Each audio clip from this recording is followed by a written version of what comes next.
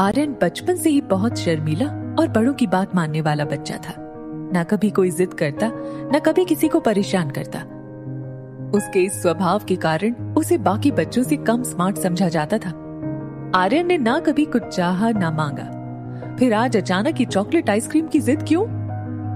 रोहित ने आर्यन के कमरे का दरवाजा बंद किया। तभी सनी बड़े ही जासूसी अंदाज में बोला, ब्रो, मैंने इंटरनेट पर एक वीडियो देखी थी जिसमें एक औरत एक 7 साल के बच्चे को ये विश्वास दिलाती है कि वो पिछले जन्म में उसका बेटा था, और फिर वो बच्चा अपनी असली माँ को छोड़कर उस औरत के पास चला गया।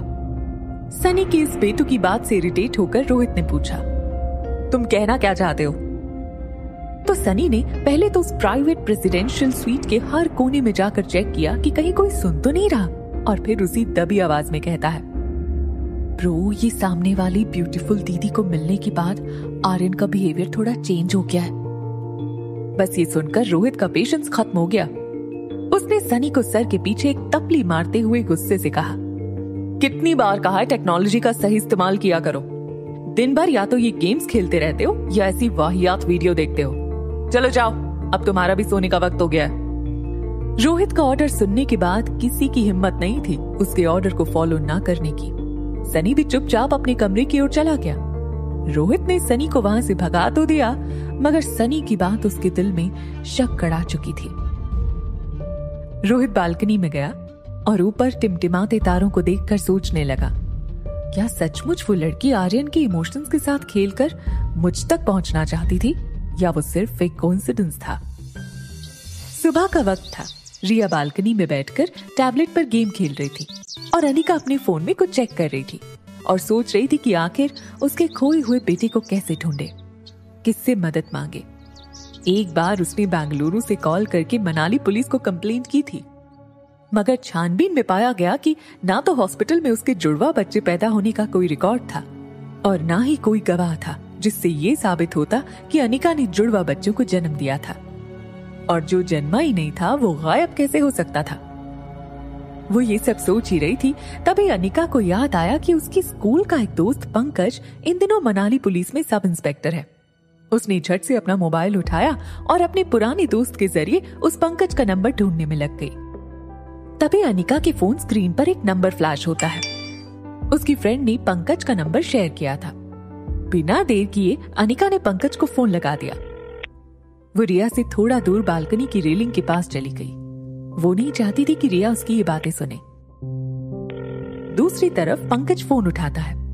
अनिका ने पंकज को अपनी कहानी बताई कि कैसे एक आदमी ने डिलीवरी के तुरंत बाद हॉस्पिटल से उसका बच्चा चुराया था। और फिर आखिरी में अनिका बोली, पंकज प्लीज मेरी मदद करो, कोई तो रास्ता होगा जिससे मैं मेरे बेटे तक पहुंच सकूं।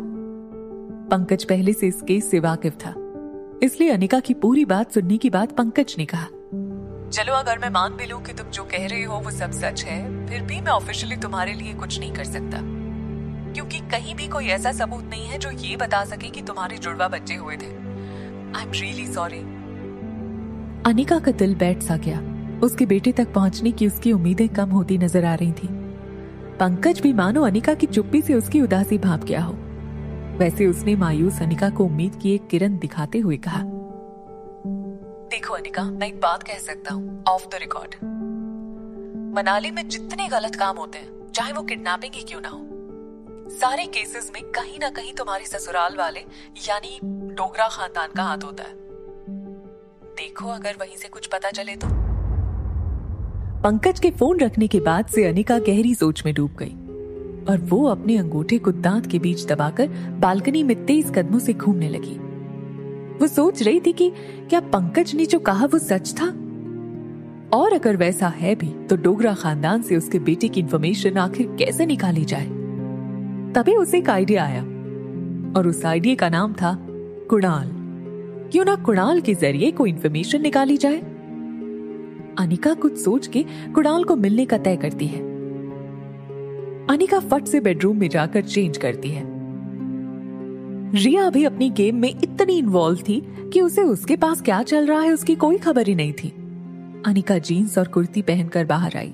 उसने तेजी से अपना पर्स और मोबाइल उठाते हुए रिया से कहा, देखो बेटा, मम्मा 2-3 घंटों में वापस आ जाएगी। तुम्हें कुछ भी चाहिए तो होटल के रूम सर्विस से मंगवा लेना। रिया छोटी थी लेकिन अपनी उम्र के बच्चों से काफी ज्यादा स्मार्ट थी। उसको अक्सर अकेले रहने की आदत थी।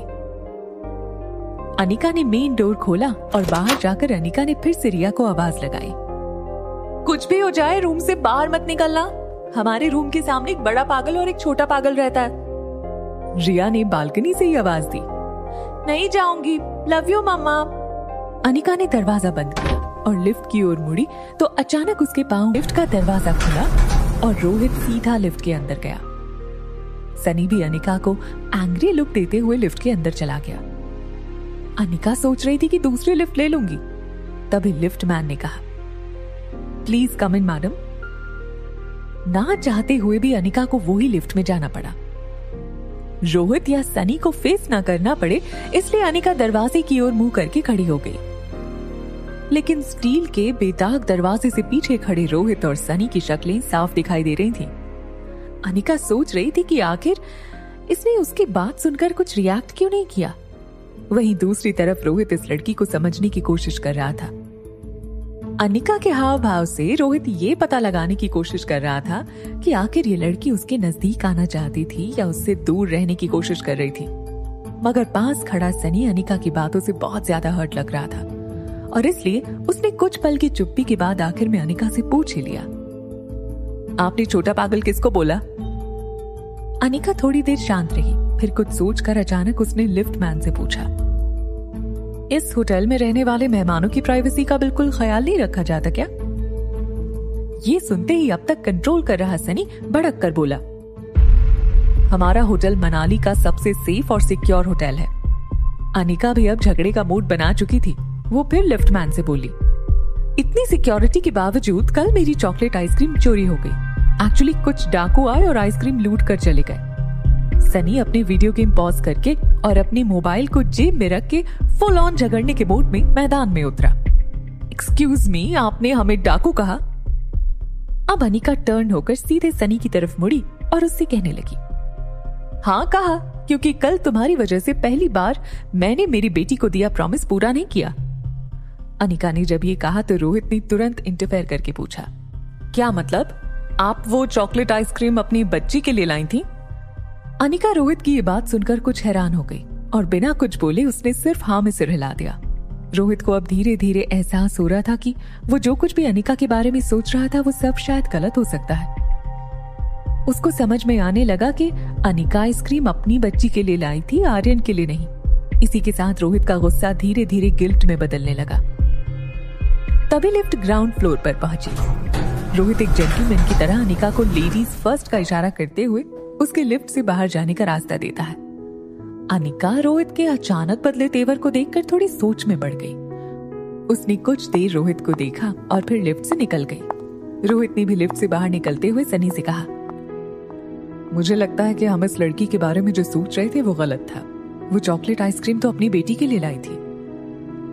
सनी अपना मोबाइल जेब से निकालते हुए बीच में रुककर बोला, no bro, I am telling you, ये लड़की जो दिखती है ना वो है नहीं। She is trying to impress you. देखा नहीं जाने से पहले कैसे देख रही थी तुम्हें? रोहित को लगा कि अब सनी फिजूल बात को आगे बढ़ा रहा था। रोहित ने उसे वहीं चुप हो जाने का इशारा किया। होटल लॉबी से बाहर निकलते हुए अनिका कुणाल से मिलने का कोई आइडिया सोच रही थी, लेकिन वो इस बात से बिल्कुल बेखबर थी कि एक बहुत बड़ा सरप्राइज उसका इंतजार कर रहा था। अनिका ने लॉबी में आगे बढ़ते ही कुछ देखा और कुछ देखकर वो वहीं खड़ी रह गई। हाथ में फूलों का बड़ा सा गुलदस्ता लेकर कुणाल होटल लॉबी के बीच खड़ा था। कुणाल दरअसल सुबह से आकर होटल के वेटिंग एरिया में बैठा था। जिस लड़की को वो मिलना चाहता था ना तो वो उसका नाम जानता था ना ही रूम नंबर, मगर उसे पता था कि पूरे दिन में वो कभी ना कभी तो नीचे उतरेगी। और जैसा कि उसने सोचा था, अनिका उसे लिफ्ट से निकलती हुई दिखी और उसे देखते ही बिना वक्त गवाए कुणाल उसके सामने आ खड़ा हुआ और गुलदस्ता अनिका की तरफ बढ़ाकर बोला, व्हाट अ सरप्राइज, मैं यहाँ किसी और से मिलने आया था, मगर कौन जानता था कि आप मिल जाएंगे। कुणाल की आंखों में अनिका को झूठ साफ नजर आ रहा था, लेकिन अपने खोए बेटे को वापस पाने की आखिरी कड़ी कुणाल था। इसलिए अनिका ने बात को आगे बढ़ाने के लिए गुलदस्ता ले लिया। कुणाल अनिका को मौका देखकर पूछ लेता है, यहीं बगल में एक बहुत अच्छी कॉफी शॉप है, क्या आप मेरे साथ चलना पसंद करेंगी? अनिका ने बिना देर किए हाँ कर दी। कुणाल को अपने लक पर विश्वास नहीं हो रहा था। उसका कॉन्फिडेंस उससे बात आगे बढ़ाने में मदद कर रहा था। कमाल है, हम लगातार 2 दिनों से मिल रहे हैं, लेकिन मुझे आपका नाम तक नहीं पता। अनिका इस सवाल का जवाब देने के लिए तैयार नहीं थी। कुणाल अनिका को अपना इंट्रोडक्शन देते हुए हाथ मिलाने के लिए एक हाथ आगे बढ़ाता है और कहता है, hi, my name is Kunal Dogra and yours. Anika tension में कुछ सोचने लगी, फिर हाथ मिलाकर कहा, रागिनी। दोनों हाथ मिलाते हैं और फिर कुणाल झुककर अनिका को आगे चलने का इशारा करता है। अनिका के आगे जाते ही वो खुशी के मारे हवा में उछलता है और जेब से 500 का नोट निकालकर दरबान को देता है। अनिका और कुणाल होटल से कुणाल की कार में बैठकर निकल गए। ये सारा सीन रोहित और सनी देख रहे थे। रोहित ने जो देखा उसे उस पर विश्वास नहीं हो रहा था। होटल चेक इन रजिस्टर में रोहित ने अनिका का नाम पढ़ लिया था। फिर उसने कुणाल को अपना नाम रागिनी क्यों बताया? वो समझ ही नहीं पा रहा था कि इस लड़की का असली रूप क्या था। तभी सनी ने रोहित से कहा, देखा, मैंने कहा था ना ब्रो, अमीर लड़कों को फंसाना इस लड़की की हॉबी लगती है। भैया, यू शुड बी केयरफुल। हमें और आर्यन को इस लड़की से दूर रहना चाहिए। रोहित चुप था, मगर वो सोच रहा था कि मैंने आज तक बिजनेस में इतने लोगों से डील की है, इंसान पहचानने में कभी गलती नहीं की, फिर इस लड़की के मामले में ऐसा क्यों हो रहा है? कौन है ये लड़की? क्या है इसका असली रूप? क्या है इसका सच? कुणाल और अनिका कॉफी शॉप पहुंचे और कोने के किसी खाली टेबल पर जाकर बैठे।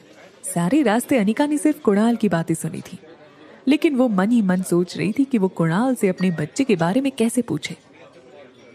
तभी कुणाल चेयर पर बैठते हुए एक सवाल था, जैसे कि अनिका ने बात को आगे बढ़ाते हुए कहा, जैसे कि आप मैरिड हैं।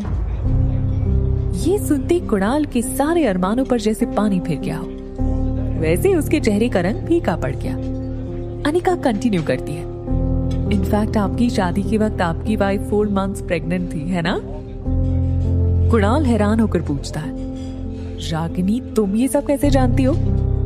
अनिका कुणाल के हाथ पर हाथ घुमा कर कहती है, बेटा कहाँ है? ये सुनकर कुणाल एकदम से सुन्न हो गया। उसकी आवाज जैसे उसके हलक में अटक गई हो।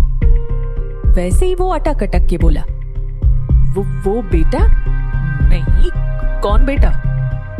अनिका का पारा पूरी तरह से चढ़ चुका था। उसने बिना कुछ सोचे खुद की बात पर जोर देते हुए सीधा ही पूछ लिया, उसका बेटा?